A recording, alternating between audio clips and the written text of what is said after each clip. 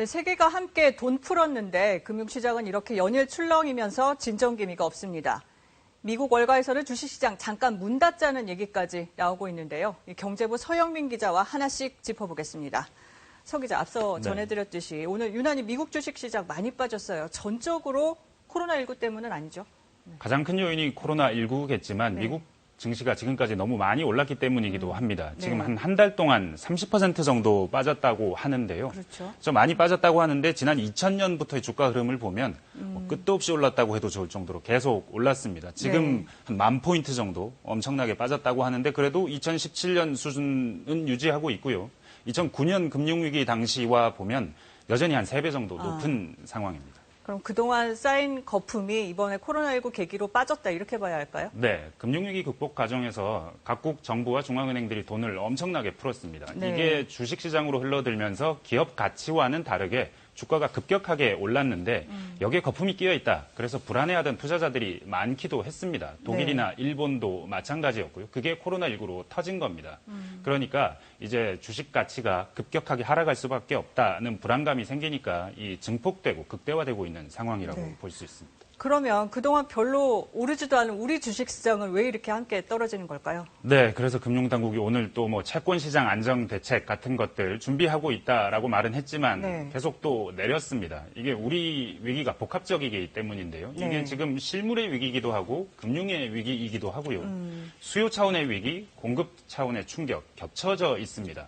한때는 뭐 미국이 대책을 내놓으면 괜찮아질 거라고 했는데 미국이 대책을 내놓을 때마다 오히려 더 미국 증시가 급락하고 있거든요. 그렇죠. 결국 이게 경제정책은 소용없는 거 아니냐, 백신이 나와야 되는 거 아니냐 이런 경제정책 무용론까지 나오고 있거든요. 관건은 불안심리 잠재우는 건데 우리나라가 하기는 좀 역부족인 측면이 있습니다. 전 세계적인 문제니까요. 그래도 충격을 좀 줄일 방법 없을까요?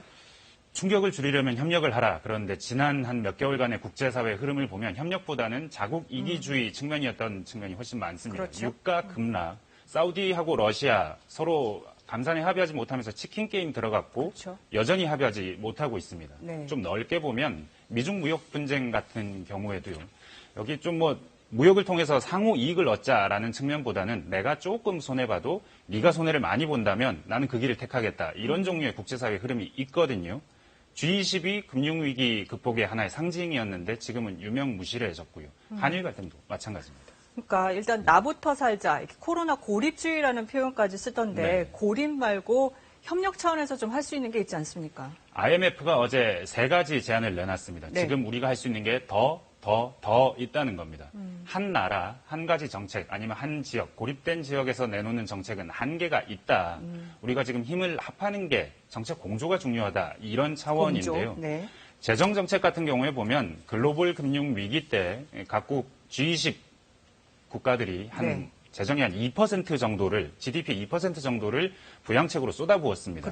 그때처럼 한번 해보자. 지금도 할 수 있다. 같이. 그리고 금융 정책도 보면 지금까지 나온 정책 외에도 지금 신흥국에서 외화 자금이 빠져나가니까 좀 유동성 위기가 올 수 있다는 우려가 있는데 약간 비시장적이더라도 이 외화 자금 빠져나가는 것들 좀 조절할 수 있게 각국 정부가 협력해보자. 금융 시스템도 마찬가지인데 은행들이 비올 때 우산 뺏지 말고 좀 유연하게 좀 융통성 있게 대응해서 위험에 처한 사람들 도와주자 이런 건데 IMF가 1조 달러 규모의 대출도 준비했으니까 다 같이 한번 해보자 제안한 상태입니다.